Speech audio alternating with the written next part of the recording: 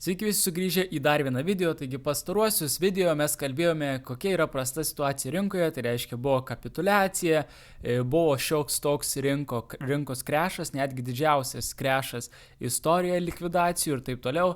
Taigi šiandien šiek tiek pakalbėsime apie bullish naujienas, kokios yra bullish, kodėl galima žiūrėti teigiamai į ateitį, pakalbėsime apie infliaciją, apie svarbiausius rodmenis, kurie išeina šią savaitę, ką reikia stebėti, kas pajudins rinką. Ir kokie yra geri dalykai, kurie mūsų laukia netolimoje ateityje. Taigi, kadangi dabar yra tokia prasta situacija, bet žmonės vis tiek domisi rinką, tai skelbiu nuolaidą, tai reiškia nuolaidą mokymams, kas nori pradėti dabar mokytis, kaip investuoti, dabar yra labai geros kainos, kaip investuoti, kaip prekiauti, kaip skaityti grafikus, kaip naudotis brokeriais ir taip toliau. Galite įsigyti mokymus, ten viską išmoksite, nuo dabar galioja didžiulį nuolaidą. Taigi labai gera proga, kadangi po to kaina vėl sugrįž, tai kas norit pradėti mokytis, nueikite į linką apačioje ir pasižiūrėkit, paspauskit ir prisijungkit prie mokymų, kol tokia gera kaina.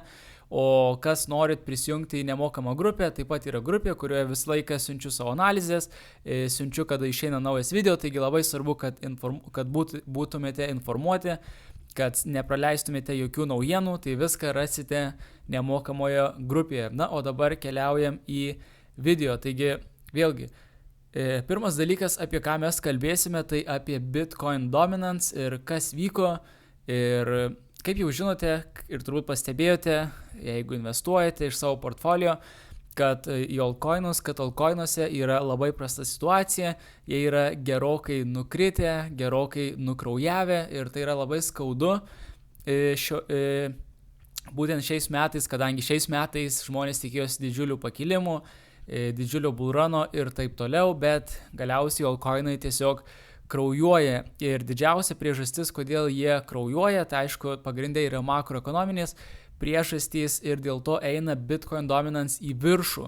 Ir kas yra įdomu, kad mes jau turėjome vieną aukštumą, štai čia, tai buvo lapkričio maždaug 11, buvo pati aukštuma ir tada štai turėjome tokią atgaivą, kai Bitcoin dominance nukrito į apačią ir labai daug pinigų nuėjo į altcoinus ir jūs turbūt atsimenate, kas sekėt rinką, kad buvo didžiulis altcoinų pakilimas, ypač palyginus su dabartiniam kainom, kai viskas yra nukritę, tai buvo didžiulis altcoinų pakilimas ir tada mes apturėjome štai tokią dar vieną aukštumą. Tai pasižymėsim rutuliukais ir parodysiu, kas vyko istoriškai per praeitą bullruną, todėl tai yra gana svarbu.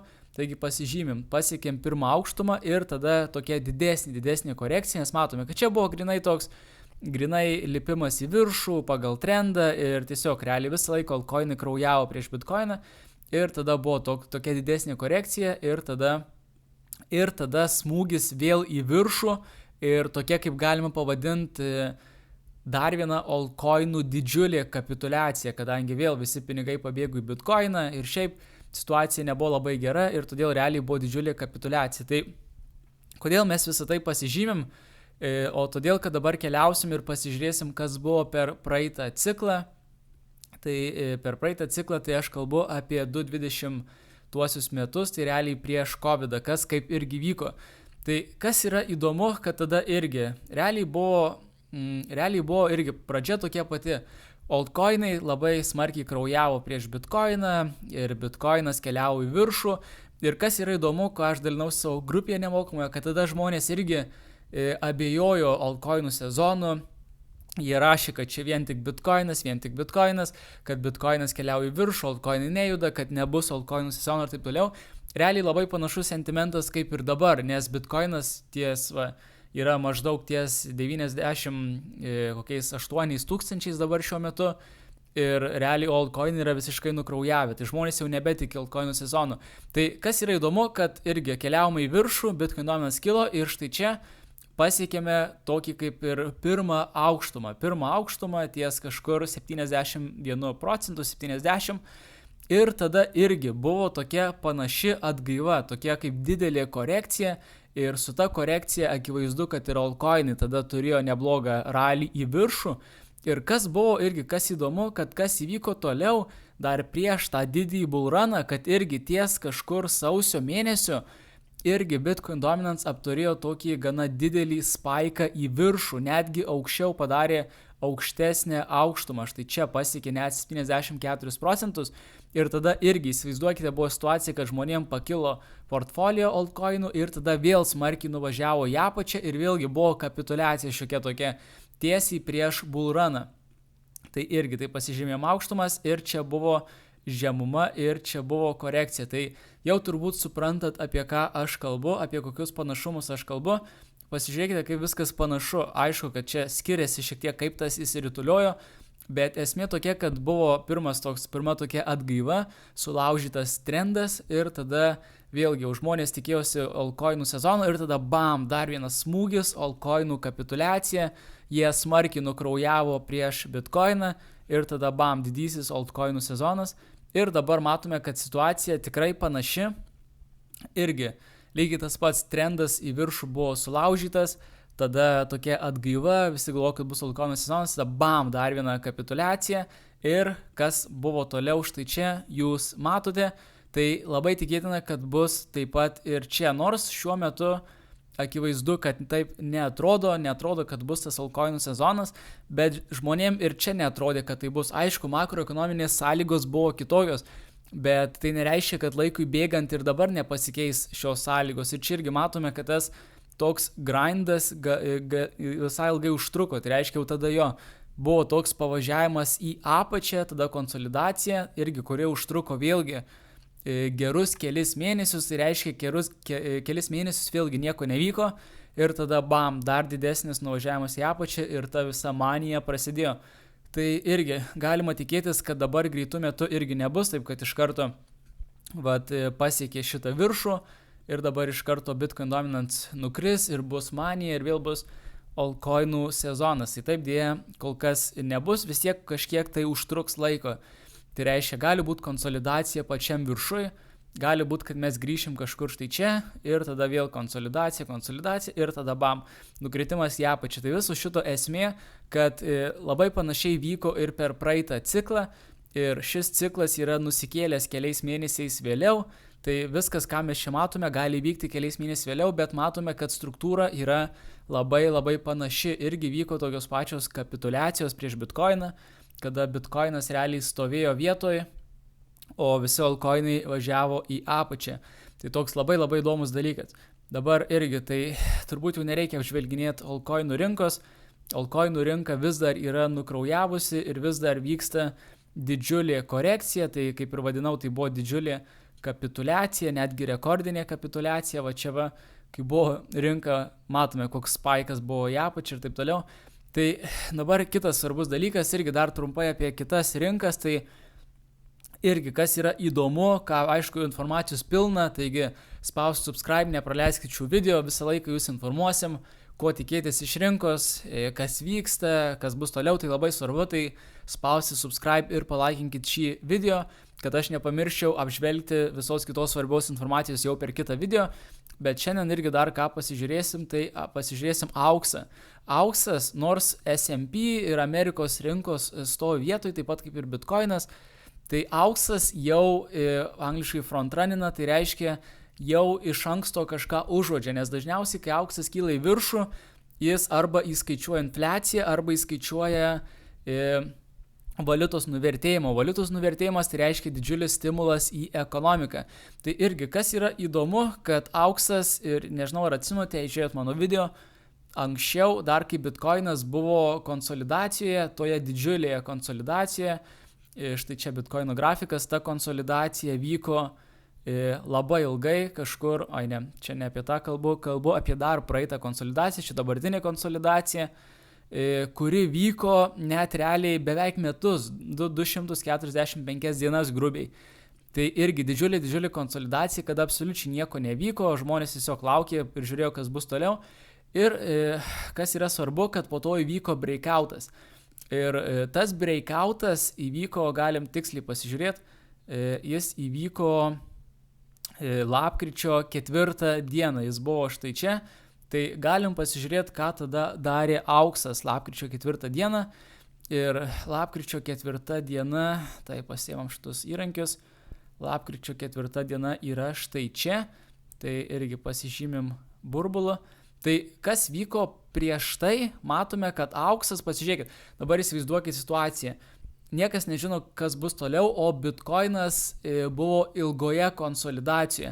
Bet ką darė auksas, aš atsimenu, mes stebėjome per video šios dalykus, auksas pastoviai darė naujas aukštumas, tai reiškia kilo į viršų, kilo, vis nauja aukštuma ir tada bam, kai jau jis sustojo šiek tiek, darė tokią mini korekciją, tada apturėjom Bitcoino šuolį į viršų. Tai reiškia, vos ne auksas pirmas pradėjo judėti ir jis vos nedavė suprasti, kad galimai artėja ir Bitcoino judėjimas į viršų.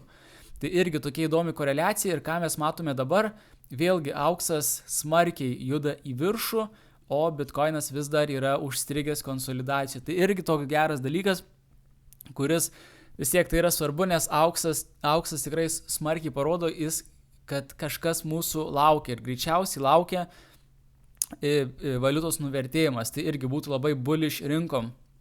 Dabar trumpai apie naujienas ir ko galim tikėtis, tai dabar rinka labai gąsdina tie tarifai, su tarifais tai čia vyksta irgi daug neaiškumo, nes buvo tarifai uždėti Kanadai, Kinijai ir Meksikai, tada bam kažką susitarė, tada vėl lygtais viskas gerai, jokių tarifų, dabar jau masto Europai uždėti tarifus, ir taip pat ir Kinijai nori uždėti tarifus, tuos, kuriuos prieš tai planavo, kuriuos paskelb šią savaitę, taigi tai sustiprina dolerį ir tai tiesiog smaugia kriptovaliutas į rinkas, nes tai duoda labai daug tokio neužtikrintumo rinkai, kas vyksta, kas vyks toliau, kas bus su tais tarifais, doleris stiprus, tai iš esmės nieko gero. Tai kol kas ties šitų frontų yra blogai, kol bus tokie visokie tarifai, nes jie stiprina dolerį, jie daug suteikia tokio neužtikrinamumo rinkai, nežinomybės ir tai rinkoms labai nepatinka. Tai su tarifais pasakyti daugiau niekur neįmanoma, reikės tiesiog nieks nieko nežino, reikės stebėti, kas bus toliau ir kada jau bus galbūt išsiaiškinta su tais tarifais. Dabar kas laukia šią savaitę, tai Centrinio banko Chair Powell testifyins prieš kongresą, tai galbūt kažką įdomaus pasakys apie ekonomiką. Tai čia yra normali procedūra, kada Centrinio banko viršininkas turbūt paprastai išsireiškus šitą atliks tokia kaip, tiesiog pasakys kongresui apie dabartinę ekonominę situaciją, tai yra normali procedūra, tai irgi galbūt kažkokių detalių bus galima sužinoti iš ten.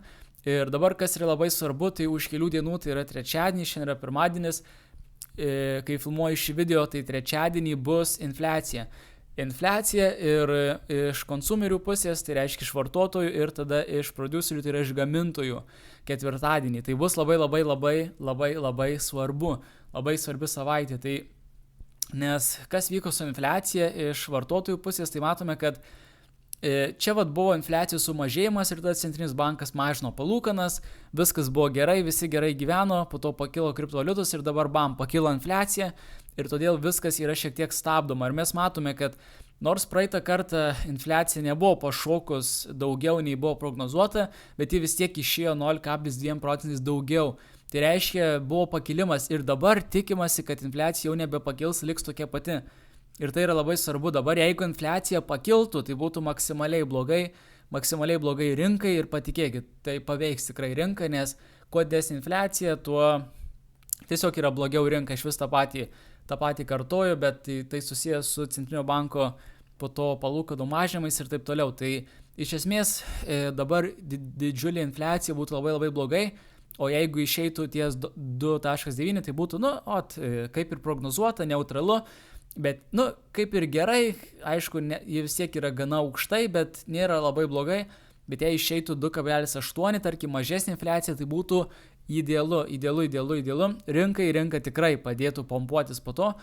Ir kas yra vėlgi neramina šiek tiek, tai iš gamintojų pusės infliacija buvo prognozuojama, kad ji pašoks nuo 3 iki 3,5 procentų. Tai pašokimas buvo 3,3, tai jis buvo daug mažesnis nei buvo tikėtasi, kas buvo bullish rinkai, bet tai vis tiek yra didžiulis pakilimas ir dabar vėl jau rinka tikisi. Dar nėra, ko yra tikimasi, dar neparašyta, bet irgi jau greitų metų bus forecast, tai reiškia ko rinka tikisi. Ir neaišku irgi, ar tikėsis jau dabar vėl, kad bus išsilygins ties 3,3 ar kaip bus toliau, bet esmė tokia, kad šie rodmenys irgi bus labai svarbus, tai trečiadienio, ketvirtadienio rodmenys bus tikrai ypatingai svarbus ir jie tikrai paveiks rinką short termo.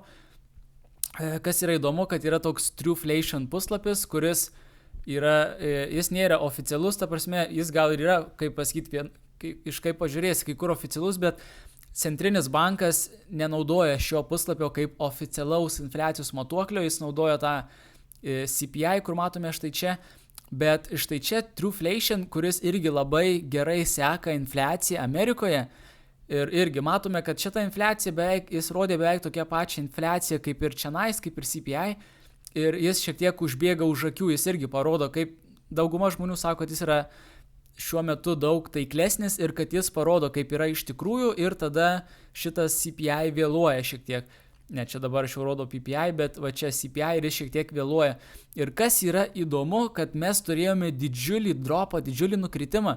Šitas Trueflation puslapis, kuris gana tiksliai seka ekonomiką, rodo, kad dabar infliacija šiuo metu turėtų būti apie 2 procentai, kas yra daug mažesnė nei CPI, ir labai tikėtina, kad gali būti, kad šitas puslapis, šita visa analizė, kurie daro šitą analizę infliacijos, kad jie frontrunina, tai reiškia užbėga už akių CPI, ir jeigu irgi CPI pradėtų mažėti, tai tada patikėkit, bullrunas vėl tęstųsi, nes Centrinis bankas pradėtų daugiau mažinti palūkanų ir taip toliau, ir bullrunas tęsiasi. Tai dabar infliacija realiai vos ne užlaiko mums bullruną. Tai todėl aš vis tiek esu bullish, aš manau, kad aišku, infliacija bus problema visus šios metus, bet jeigu jin pradėtų kristi, tai jau būtų labai geras dalykas. Dabar kitas dar įdomus dalykas, kad dabar ties Ethereum yra didžiausia susidarius shortų pozicija istorijoje, tai reiškia visi shortina Ethereum, tai tikrai galima suprasti, kodėl, pasižiūrėjus Ethereum, tai situacija tikrai prasta, mes turėjome nukritimą nuo aukštumų iki žemumų beveik 50%, kas yra insane, kaip pagalvoju. Tikrai labai didelis nukritimas, tai ir dabar visi shortina, bet dažniausiai, kai būna, kad jei visi shortina, tai reiškia, kad rinka padaro atvirkščiai, ir dažniausiai didžioji dauguma būna neteisi. Tai kad jie visi shortina, tai kaip tik reiškia, kad dauguma žmonių, dauguma exchange'ų bus suinteresuoti užkelti kainą į viršų ir likviduoti visus šios shortus. Tai mes apie likvidaciją irgi dažnai kalbam, tai tiesiog shortai yra gerai, nes rinka dažniausiai padaro atvirkščiai. Tai irgi dabar kitas dalykas, tai šiek tiek Fear and Greed Index pagaliau irgi nusiresetino, mes labai ilgai buvom greed stage, tai reiškia žmonės labai buvo greedy lietuviškai, tai godus, jie jau tikėjusi, kad bus bullrunas, ten visi investavo, visi labai daug longų atidarinėjo ir taip toliau. Ir kas dažniausiai nusiresetina, tai šitas indeksas, jis iš tikrųjų, kaip čia pasakyti, irgi labai gerai veikia, nes jis kai būna, jau visi būna per daug bullish, per daug godus būna, tada beveik visada būna tokia kaip kapituliacija, kartais kartais didesnė, ir kai visi jau būna baimėje, tada būna pakilimas atvirkščiai. Tai šitas realiai indeksas labai ir koreliuoja ir su Bitcoinu, ir su altcoinais. Tai kažkada aš matęs, buvau užsidėjęs šitą ant grafiko, tai reiškia, ir kada irgi iš tikrųjų, kada būdavo baimė, tada rinkos dažniausiai didžiulė koreliacija, kad jos pradėjo judėti į viršų. Tai čia yra gerai, kad jau visi bijo, tai reiškia, kad labai tikėtina, kad jau pradėsim judėti į viršų. Tai irgi tiesiog dar vienas indikatorius, kuris rodo, kad dabar didžioji dauguma bijo, tai labai tikėtina, kad kainos bus didesnės ateityje. Ir dabar svarbiausias dalykas, svarbiausia naujiena, jeigu peržiūrėte iki video dar iki dabar, tai sveikinu, nes dabar svarbiausia naujiena, nepamirškit paspausti subscribe, nieko nepraleiskit, kad 2025 metais yra net 9,2 trilijonai šitos Amerikos skolos, kurią reikės refinansuoti. Tai reiškia, žinot, kad jie turi didžiulę skolą ir dažniausiai refinansuoti reikia mažais kiekiais, o būtent šiais metais jie turės refinansuoti 25% savo bendros skolos. Tai reiškia, tai yra a ticking time bomb, tai reiškia, tai yra kaip bomba. Ta prasme, reikia didžiulį kiekį skolos šiais metais refinansuoti ir palūkanos yra dabar labai aukštos. Tai reiškia, jie turi mažinti palūkanas arba spausdinti pinigus arba nuvertinti valiutą. tam, kad išvengtų šios skolos, kad ją daug lengviau refinansuotų ir jiems reikia dėl to infliacijos, jiems reikia mažesnių palūkanų, nes tiesiog paprasčiausiai, jeigu jie laikys tokias pačias palūkanas, tai jie tiesiog realiai šaus savo į koją ir nes jie tada mokės daug didesnės patys palūkanas ir refinansuot bus kosminės kainos. Tai realiai vyriausybė yra beveik priversta mažinti palūkanas ir ko dabar rinka neįskaičiuoja, rinkai skaičiuoja tik tais vieną palūkanų mažinimą šiais metais, kas mano nuomonė yra visiška nesąmonė, turėtų būti daug daugiau, nes 25% visos skolos, tai yra didžiulė suma, 9 trilijonai pagalvokit skolos, kurią reikia refinansuoti, kuri pasibaigs ir tai reiškia, kad jiems reikia arba mažinti smarkiai palūkanas arba nuvertinti savo valiutą, tai reiškia spausdinti pinigus, kas galiausiai atneštų daug pinigų į rinką. Taigi tiek šiam video, nepamirškit spausti subscribe, prisijungti nemokamą grupę, jeigu norit pradėti mokytis, dabar yra geras metas, kaip analizuoti rinkas, kaip ką daryti, kaip prekiauti ir taip toliau. Taigi viskas yra aprašyme ir tiek šiam video ir susitiksime kitame.